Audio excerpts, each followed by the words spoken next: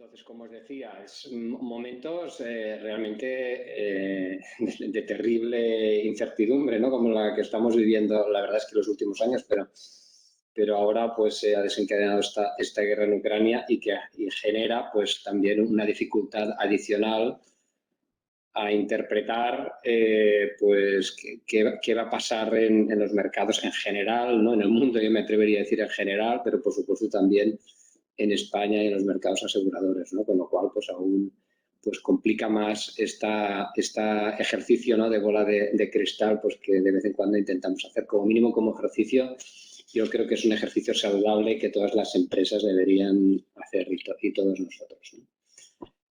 El planteamiento que estaba haciendo en esta presentación es pues tres partes, ¿no? Una es cuál es el contexto en el que nos encontramos y haciendo un poco también de reflexión de qué es lo que ha pasado en estos últimos años, que a veces nos ayuda a entender un poco también el futuro.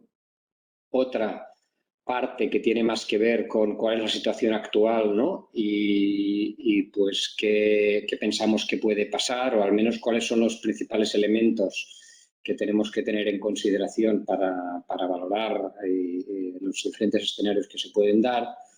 Y bueno, y una pequeña conclusión final. No sé si habrá tiempo para preguntas o respuestas, si no, pues desde luego abierto a intentar responderlas por el canal que el colegio indique. Entonces, a ver. Sí. Entonces, a mí me gusta mucho hablar con actuarios porque puedo hablar en términos de lustros, porque normalmente en el comité de dirección hablo en términos de qué ha pasado en este último mes, ¿no? Y qué va a pasar en los próximos 3 meses. Por tanto, siempre me permite tener una perspectiva que yo creo que es la que nos toca, ¿no? Como sector asegurador, un poco más larga, ¿no? Y la verdad es que han pasado cosas absolutamente extraordinarias, ¿no? Lo que ha pasado en estos últimos años, empezando por la pandemia global, que desde luego, pues, bueno, quizás Bill Gates sí que se lo esperaba, pero la mayor parte de los gestores, pues os puedo asegurar que bueno, lo considerábamos como un escenario extremo, severo, pero muy extremo, con bajísima probabilidad y nadie la estábamos contemplando, ¿no? Dentro de los planes estratégicos. Por tanto, esto claramente ha sido algo que nos ha marcado los últimos años, ¿no? Y después, al final de todo, pues haré una reflexión un poco más relacionada con esto, ¿no? El segundo tema, pues, es un escenario de tipos de interés tremendamente bajos, ¿no? Mínimos históricos. De hecho, una gran parte de la curva europea durante estos años ha estado en negativo, algo que nunca nos podríamos haber imaginado, ¿no? Que alguien tuviese que pagar por ahorrar su dinero. Pues eso es lo que ha pasado durante muchísimo tiempo en gran parte de Europa y también en España en los cortos plazos, pero en los largos plazos en gran parte de Europa pues ha sido así. Gente tenía que dejar perder dinero, ¿no? para ahorrar dinero a 10 años. Esto realmente que sí he explicado suena raro, es que es lo que estaba pasando, ¿no? Y eso ha marcado mucho pues también pues las dinámicas específicamente en el negocio de seguros de vida, en las que pues hay un componente de primas, lógicamente, que tiene que ver con el ahorro y que tradicionalmente en España tiene mucho peso, ¿no? Yo creo que muy relacionado con la cultura de aversión a riesgo en España que estamos encontrando históricamente, ¿no? Y que también se da bastante en Centro Europa, pero que aquí es muy acusada, de búsqueda de garantías de capital y de prestaciones, ¿no? Y eso, pues, cuando la materia prima que tienes pues te da rentabilidades negativas, independientemente de los márgenes que tú puedas aplicar, pues hace que sea muy poco atractivo el producto y eso ha marcado también mucho estos últimos años, ¿no? Después no me puedo olvidar de un último elemento que yo creo que también nos está marcando muchísimo, que es una tsunami regulatorio, ¿no? Y de legislativo al que nos estamos enfrentando. La verdad es que es tremendo, ¿no? Todo lo que está pasando. Bueno, pues nombraré algunas de las cosas, pero bueno, podríamos multiplicar por 10, ¿no? Desde los últimos cambios fiscales, pues tanto a nivel de los seguros de ahorro, la reinversión de rentas, los planes de pensiones, ¿no? que pierden su atractivo, todo lo que representa la transformación de cómo se entiende el seguro, ¿no? Y esto especialmente es relevante para el mundo de vida a raíz de IFRS 17. Solvencia 2, que ya, eso ya lo conocéis mucho más, ¿no? Pero bueno, todo lo que ha sido la revisión de Solvencia 2, que también, pues al final yo creo que ha acabado razonablemente bien, está acabando razonablemente bien, pero que al final ponía otra vez una tensión tremenda sobre hasta qué punto esto podía cambiar el entorno de gestión de seguros, muchísimos aspectos relacionados con los datos y la sostenibilidad, bueno, un conjunto de medidas que realmente están teniendo muchísimo impacto en el tiempo que estamos dedicando a las mismas, a la definición de nuestros productos y cómo estamos yendo al mercado, ¿no? Aquí tendríamos que añadir todo lo que tiene que ver con las directivas de distribución, ¿no? Cada vez más todo el elemento de protección al consumidor cobra muchísima más relevancia, los planes de pensiones de empleo en España, ¿no? Después tendremos oportunidad también de hablar de esto. El otro día pues estábamos hablando también en el Comité de Regulación de la compañía de toda la nueva ola, ¿no? De normativas relacionadas con el derecho al olvido, ¿no? Yo creo que nos viene pues también todo, como decía, un tsunami legislativo ya nos ha venido, pero que va a continuar sin ninguna duda. Hay un tema final que os quería comentar, porque yo creo que también ha marcado mucho, ¿no? Y relacionado con el primero que comentaba la pandemia, ¿no? Y la pandemia, aparte de la tragedia personal de muchísimas familias, ¿no? También ha llevado, yo creo, a tres cosas, ¿no? Una en la que yo creo que deberíamos estar especialmente orgullosos, ¿no? Que es mayor relevancia de lo que es el concepto asegurador, ¿no? Es decir, ¿por qué estamos las compañías de seguros? ¿Cuál es nuestro rol en la sociedad, me atrevería a decir? Creo que la pandemia ha puesto de relieve que tenemos una función claramente social, ¿no? Que es ayudar a las personas, ayudar a nuestros clientes a mitigar momentos de incertidumbre, ¿no? Entonces, eso que nosotros lo tenemos muy internalizado, ¿no? Como en nuestro día a día de nuestro trabajo, en eventos de este tipo tan globales y que tienen que ver también con cómo las personas perciben, ¿no? Su seguridad física y personal, yo creo que de alguna forma pues nos pone, yo creo, en el radar claramente y nos da un nivel de relevancia mucho más alto y además yo creo que aún deberíamos conseguir que lo tuviese muchísimo más, ¿no? En términos relativos a otras industrias. Este es un tema. Hay otro tema también relacionado con la pandemia que yo creo que todos hemos experimentado, ¿no? Que es esa tremenda aceleración de los comportamientos, que ya es un movimiento que se estaba dando de omnicanalidad, de interacción con las empresas en el mundo remoto, ¿no? Yo creo que eso es algo que estamos viviendo y que sin duda alguna se han hecho un salto de 10 años, seguramente en lo que teníamos previsto, en cuanto a la concienciación, ¿no?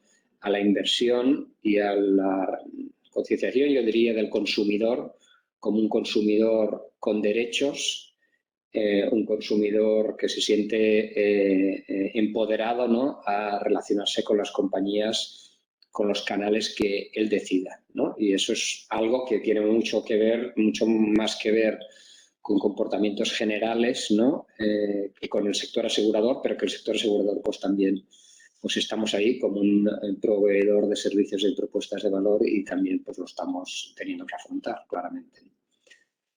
Y el tercer tema también desencadenado y yo creo que también acelerado por la pandemia es todo lo que tiene que ver con las nuevas formas de trabajar. No hemos descubierto muchos de nosotros, ¿no? Que podíamos estar prácticamente 2 años, me atrevería a decir, sin ir a la oficina, ¿no? Y que seguramente las cosas no se hacían tan bien, pero se hacían, las cosas funcionaban, ¿no? Han funcionado.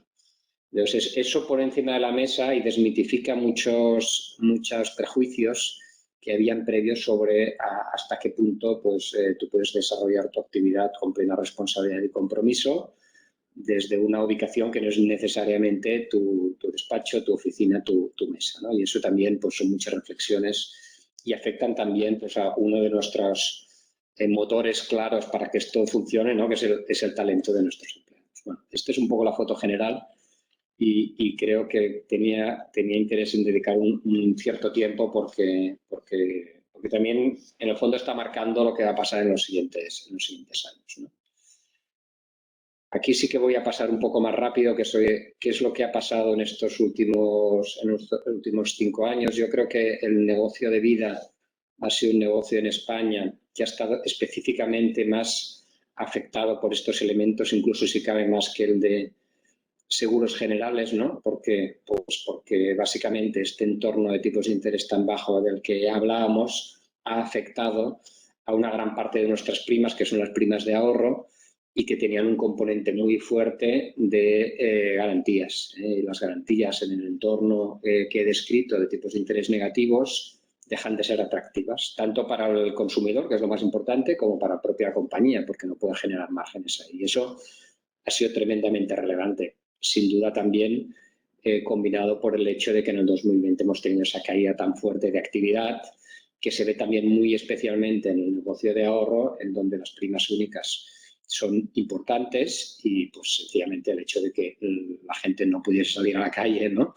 Pues hacía que la gente además tenía la cabeza en otras cosas y por tanto tuvo un impacto muy, muy destacable. Quizás aquí destacar la diferencia que sí que hemos experimentado, ¿no? Que es las primas de seguros de ahorro de las primas de seguros de vida riesgo, ¿no? Las primas de seguros de ahorro sí que están mucho más afectadas por lo que he descrito antes, mientras que las primas de seguros de vida riesgo, que están de alguna forma más inmunes a lo que es los tipos de interés, y en cambio sí que reflejan y recogen mucho más esas nuevas sensibilidades que surgen a raíz de la pandemia, ¿no? Y de la protección de las personas y las familias, pues ahí sí que han mantenido unos crecimientos más fuertes, ¿no? Aquí veis, pues en estos años un menos 7,4% anualizado en vida ahorro de primas y un más 4,5%, es decir, crecimiento en cambio en vida riesgo. Y por tanto, pues ahí esa doble visión que yo creo que también es muy relevante, ¿no? En pensiones, quizás lo más relevante es la caída fuerte que ha habido en aportaciones en el 2021 y eso es por un hecho evidente que es el producto de pensiones. Como sabéis bien, para compensar esa iliquidez tenía un incentivo que era pues una mayor deducción en el IRPF que se ha decidido por razones bueno, que podemos discutir, yo creo que ahora no es el momento seguramente, ¿no? Pero que claramente pues, ha impactado en las aportaciones del año 2021, pues la bajada de los 8.000 a los 2.000 y este tendremos impacto aún en el año 22, aunque algo menor, ¿no? Entonces, pues eso ha sido relevante. Quizás aquí que hablamos de pensiones sí que me gustaría dedicar un minuto a la defensa de los planes de pensiones. Seguramente habéis visto todas las cifras de Inverco de cierres del 2021 en las que aparece la rentabilidad anualizada después de gastos de los planes de pensiones individuales del sector. Ya no me quiero meter en compañías ni en Vinacaixa, en el sector de media. En promedio, un inversor que hubiera entrado en la media de todos los planes de pensiones del sector, en los últimos 10 años hubiera conseguido un 4,5% anual en los últimos 10 años después de gastos, ¿no? Para que os situéis como referencia, la inflación en estos 10 años media anual pues está alrededor del 1%.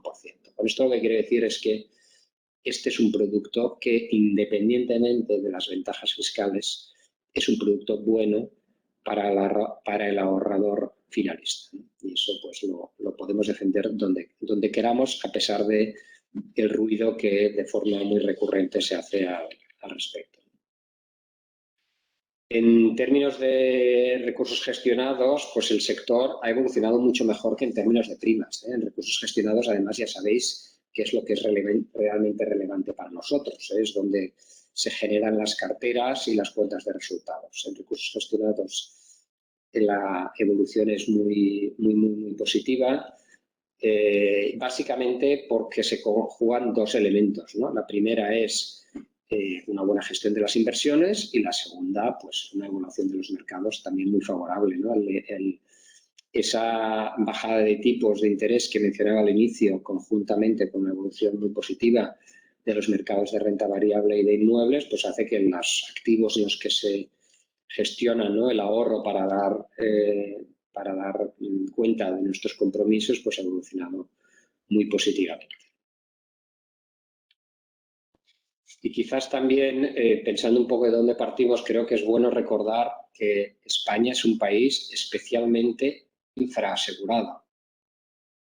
Es un país infraasegurado. Entonces, siempre que hacemos reflexiones sobre el futuro, creo que este es un elemento a tener en cuenta. Es decir, se podrían destacar diferentes ratios y indicadores, pero todos ellos conducen a la misma conclusión, ¿no? Por ejemplo, aquí a la izquierda pues podemos ver que el peso de los seguros y planes de pensiones comparados con los países europeos es muy inferior, sensiblemente inferior, prácticamente la mitad, y eso es pesos sobre activos financieros.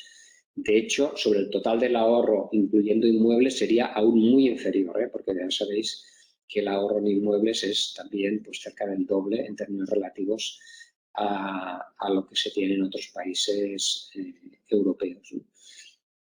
Otro ratio que acostumbramos a ver, ¿no? Pues oye, cómo esperamos que vaya a evolucionar la tasa de sustitución de la pensión pública, y eso ahí tienes en cuenta pues la evolución de la esperanza de vida y también pues de todos los diferentes elementos, ¿no?, de nuestro sistema de pensiones público. Bueno, pues lo que pone de manifiesto es que hay una necesidad latente, sin ninguna duda, de ahorro a largo plazo en España. Y esto también se puede complementar con análisis en términos de densidad de primas de seguros por habitante comparados con la Unión Europea, o en términos de penetración absoluta, ¿no?, de cuánto es las primas de seguros de vida respecto al PIB comparado con la Unión Europea, o la penetración de planes de pensiones comparado con la Unión Europea. Todas ellas son cifras que de alguna forma lo que nos indican es que en cualquier caso partimos de una situación que nos debería permitir crecer más que el resto de peers europeos, ¿no? Con lo cual, bueno, pues creo que tenemos la suerte de estar en un entorno estratégicamente muy relevante, ¿no? Perspectivas. Bueno, yo aquí me gustaría destacar dos o tres temas, ¿no? Yo creo que la situación, desde luego, si la comparas con lo que hemos estado viviendo en estos 3 años, antes del impacto de Ucrania, me gustaría decir que es mucho más favorable. Ahora el impacto de Ucrania nos abre un evento extraordinario de difícil calibración, ¿no? Pero si vamos un poco por partes, lo que os diría es la situación epidemiológica claramente apunta a una evolución positiva, ¿no? Lo estamos viendo de forma general y también en España, y por tanto todas aquellas derivadas que estábamos teniendo desde un punto de vista económico, personal, deberían irse suavizando y deberíamos ir volviendo a la mortalidad, ¿no? Aún hay cuestiones, ¿no?, sobre qué repercusiones más estructurales esto puede representar, ¿no?, desde un punto de vista de la salud de las personas, ¿no? Y eso aún no lo conocemos, pero lo que sí que es cierto es que desde un punto de vista de incidencias, impactos, fallecimientos, etcétera, eso tendría que ir normalizándose en los próximos meses, ¿no? Y sí que me gustaría enfatizar pues, que sí que queda un pozo, ¿no?, de esa mayor concienciación en la contratación de seguros de protección. Pues ahora hemos estado con Javier Murillo, ¿no?, hablando de salud, pero también yo creo que afecta clarísimamente a todo lo que son seguros de vida riesgo y que cubran enfermedades graves. Y eso es algo que yo creo que debemos mantener, promover y continuar en esa sensibilización, ¿no?, que no somos inmunes a todos los eventos que nos van a pasar en el futuro, ¿no?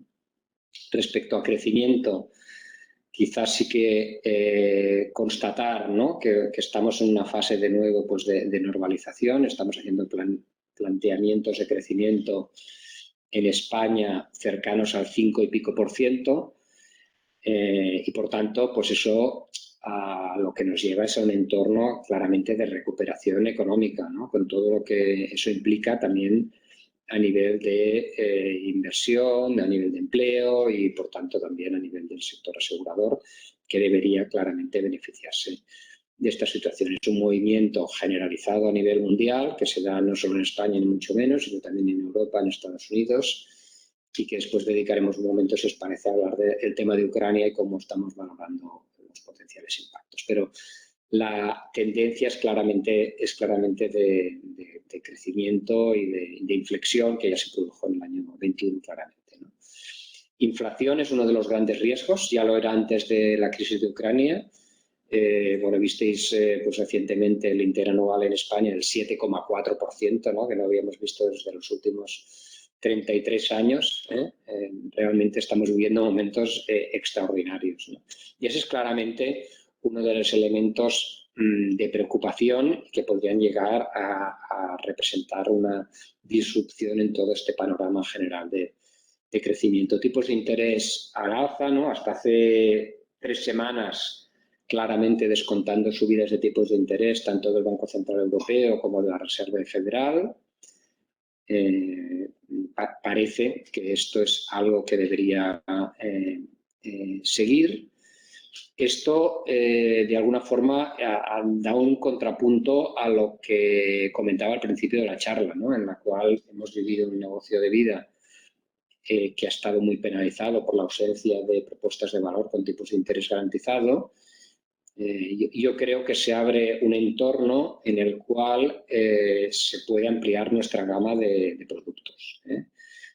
Seguramente si las cosas se reconducen, ¿no?, y somos capaces de ir a ese entorno de crecimiento tendencial más alto y eso se produce también en este entorno inflacionista, lo lógico es que hay una subida de los tipos de interés a largo y de los tipos de interés a corto, lo cual haría que fuese mucho más atractivo para nosotros como aseguradores de vida también el añadir a nuestra propuesta de valor productos con tipo de interés garantizado. El ámbito regulatorio va en fase de aceleración, ¿no? Y aquí pues claramente vamos a tener que lidiar con temas como los que he comentado antes, ¿no?, temas muy relacionados con la protección al consumidor, a los datos, también IFRS 17, sin más lejos, que tenemos que ver claramente qué es lo que implica para nosotros, ¿no? Y quizás aquí sí que me gustaría hacer un poco de zoom, ¿no?, en el tema de Ucrania, ¿no? Y el tema de Ucrania la verdad es que es muy difícil, ¿no? En estos momentos son estos escenarios extremos que nadie preveíamos y que están fuera de nuestro control, pero lo que sí que es cierto es que con carácter inmediato se están ya replanteando muchas cosas, ¿no? Y lo primero que se está replanteando, hasta ahora os hablaba de los tipos de interés, ¿no?, que teníamos todos un consenso muy claro de subidas de tipos en el corto y también de los largos por la inflación. Y, bueno, pues vamos a ver lo que dice el Banco Central Europeo, creo que habla la semana que viene, pero la expectativa es que un discurso que claramente está muy orientado a decir que se van a endurecer las condiciones de política monetaria, seguramente va a ser un discurso mucho más light, en el sentido de que lo que va a decir es que en el entorno actual el objetivo del Banco Central Europeo deja de ser la inflación y es básicamente la estabilidad de los mercados, ¿no? Y eso, que me estoy aventurando, ¿no?, es un poco lo que está diciendo el consenso, pues en el fondo lo que indica es que seguramente esa evolución prevista de tipos de interés al alza pues no se va a producir tan rápidamente como esperábamos, ¿no? Y un poco lo mismo va a pasar con el crecimiento, ¿no? El crecimiento, de entrada, lo que estamos viendo ya es que puede empezar a afectar en España pues a flujos turísticos, ¿no? Y el gran riesgo de este escenario claramente sería una estanflación, ¿no?, que sería la clásica crisis de oferta con una subida muy fuerte de los precios de las materias primas, con inflación y con un entorno de falta de confianza de los consumidores, incluso de algunas subidas de tipos y, por tanto, de recesión, ¿no? Este sería el escenario que sería un poco el que tumbaría, ¿no? Ese sería el escenario de riesgo, que aún ni mucho menos es el escenario central, pero que la crisis de Ucrania un poco pues, nos está haciendo empezar a dar algo más de probabilidad. Y voy a saltarme algunas de estas slides que al final pues, es un poco lo que he estado explicando para cumplir los tiempos. Y voy a ir a algunas cifras de crecimientos del sector asegurador, ¿no? Y quizás empezaría por, bueno, pues el 2021, ¿no? El 2021 ha sido un año bueno. En general, yo como que en España ya habéis oído hablar tanto y no me quiero repetir, me gustaría igual que centrarme en la parte más a nivel internacional. Ha sido un año bueno. En total se ha crecido un 3,4% en primas y en vida se ha crecido un 3,5%, por tanto ha sido un año bueno en crecimiento de primas. Y la expectativa es que los siguientes años también lo sean, ¿no? Con crecimientos alrededor del 3%, ¿no? Concretamente esto en EMEA, que sería más donde estamos nosotros, fue especialmente bueno, yo diría, en el 2021, también como contrapunto, ¿no? Del año 2020 tan malo. Yo creo que en el año vida pues, ha sido especialmente acelerado en el año 2021 y en el año 2022 pues, se hace un planteamiento muy estable de alrededor del 2%. Yo aquí quizás lo que me gustaría es enfatizar de nuevo dos temas, ¿no? El primero, el que he dicho antes, ¿no? Es que partimos de una situación en España, cuando comparamos con estas cifras europeas y mundiales, de infraseguro. Por tanto, aquí tenemos claramente una brecha que he descrito en 3 o 4 indicadores antes, que claramente, por poco que el marco general, ¿no? Legal y fiscal fuese amigable, nos debería permitir un crecimiento muy fuerte, ¿no? Sobre todo desde un punto de vista estructural en los próximos 5 años. Y quizás esto es un comentario más general y más de largo plazo, ¿no? En el corto plazo, quizás, si distinguimos entre las 3 grandes familias, y aquí podemos estas familias definirlas un poco como cada uno crea, ¿no? Pero a mí me gusta definirlas en lo que es el mundo de la protección, ¿no? que es vida-riesgo. Yo creo que eso va a mantener la tendencia de crecimiento clara y tranquila, ¿no? Como la que hemos visto en los últimos años, aprovechándose de esa mayor concienciación, ¿no? Pero también buscando cada vez más productos simples, sencillos y comprensibles. Yo creo que es el esfuerzo que tenemos que hacer todos, ¿no? Para adecuarnos a las necesidades de nuestros clientes, ¿no? En vida ahorro seguramente vamos a ver también un crecimiento, yo me atrevería a decir que fuerte, en la medida en que se añade a la propuesta de valor, digamos, de estos últimos años, que ha estado muy basada en el mundo de la gestión activa y los unit linked, a todo lo que es la gestión de alguna forma más pasiva, más basada en las coberturas de tipos de interés y las garantías. Yo creo que eso seguramente nos va a dar también mucho aire y también va a estar también muy centrada en todo lo que son los productos de alguna forma más híbridos, ¿no? Y que permitan pues esa combinación del componente asegurador con el componente de gestión, ¿no? Y en pensiones pienso que es la gran incógnita, ¿no? Aquí siempre nosotros defendemos el concepto de el mundo de los 3 pilares, como la mesa de las 3 patas, siempre decimos, ¿no? Una mesa para que no cojee tiene que tener 3 patas, si no, ya sabéis que siempre puede cojear, con 3 nunca cojea. Y somos unos convencidos, ¿no? El primer, segundo, tercer pilar como el modelo de todos los países avanzados, no se puede promover el segundo pilar a costa del tercer pilar como está pasando ahora, porque es ir por la dirección equivocada, al final perjudicando a los clientes, pero por otra parte estamos totalmente de acuerdo en que el segundo pilar se tiene que reforzar y mucho, y aquí está muy pendiente de ver todo este desarrollo reglamentario de los planes de promoción pública, pues cómo evolucionan y cómo somos capaces, y aquí bueno, pues de alguna forma nosotros vamos a intentar ayudar, pero en estos momentos somos bastante escépticos por los incentivos que se están planteando de darles recorrido a todo todo este enfoque, ¿no? Pero que seguramente ahí es una también de las grandes incertidumbres. Por tanto, vida riesgo, crecimiento recurrente, vida ahorro puede recoger algo más de crecimiento del histórico por ese catch-up, ¿no?, que vamos a tener con los tipos de interés al alza, y en pensiones una gran incógnita.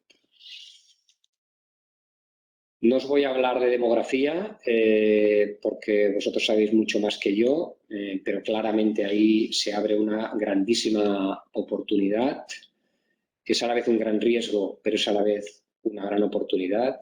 Estamos viendo ya muchos competidores, ¿no? Y mucha gente que está hablando de lo que se puede hacer con las personas mayores, tanto desde un punto de vista de dependencia como desde un punto de vista de gestión del ahorro. Creo que es claramente una de las grandes líneas de desarrollo y también de experimentación, me atrevería a decir, para los próximos años, no el año 2022, pero seguramente para los próximos 3 o 4 años.